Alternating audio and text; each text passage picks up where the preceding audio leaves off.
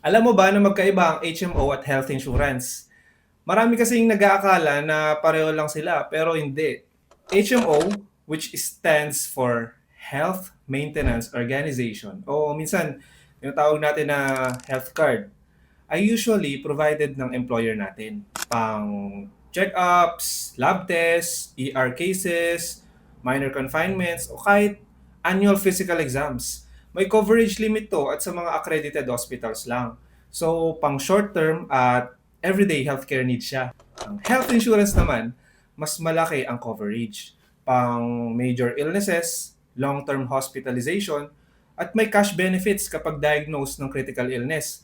So may literal na pera kang mare-receive pang-cover sa malaki at life-changing na medical expenses. Ito naman ay pang long-term protection. So kung isa-summarize natin, HMO, short-term, pang basic healthcare, health insurance, long-term, pang big financial protection. Kung pareho silang pang health, bakit kailangan pang paghiwalay ng HMO at health insurance? Kasi ang HMO usually free galing sa employer. Covered niya ang consultations, diagnostic tests, ER, annual physical exams, and hospital confinements. Pero may annual limit. Usually nasa 100k to 150k lang per year. At dapat within their accredited network of hospitals, clinics, and doctors. Health insurance naman mas malawak at flexible. Pang long-term protection. Ang coverage ay umabot sa hundred thousands to millions. Yung critical illness coverage ay may cash benefit na magagamit po for treatment, recovery, tsaka kahit sa daily expenses. Mas marami rin ang hospitals na tinatanggap, hindi lang yung mga accredited. Kung i-compare natin, HMO ay parang yung daily na payong, ready kapag umulan. Yung health insurance ay yung bubong protection para sa malakas na bagyo at masamang panahon.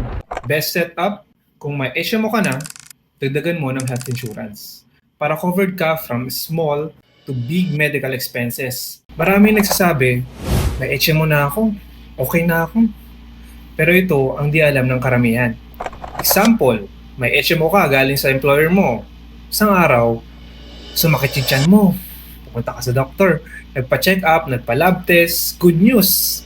Covered ng HMO. Ayos siya para sa mga maliliit at everyday na medical needs. Pero paano kung bigla kang ma-diagnose ng medyo seryoso? Tulad ng cancer o heart disease? Huwag naman sana. Pero here's the reality. HMO ay may limit. Usually 100k to 150k lang per year.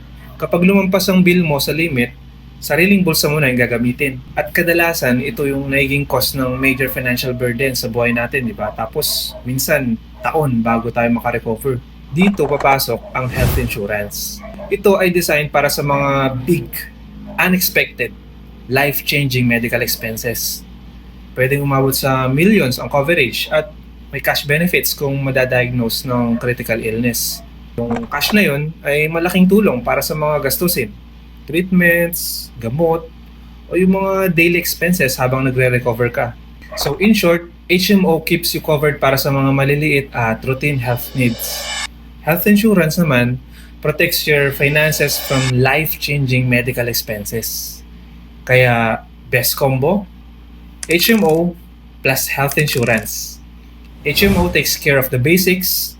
Health insurance saves you from financial burden. Hello, ako si Jory and I help fellow Filipinos get insurance and HMO without the confusing and boring stuff para mas madali ng konti ang adulting, di ba? Follow for more tips.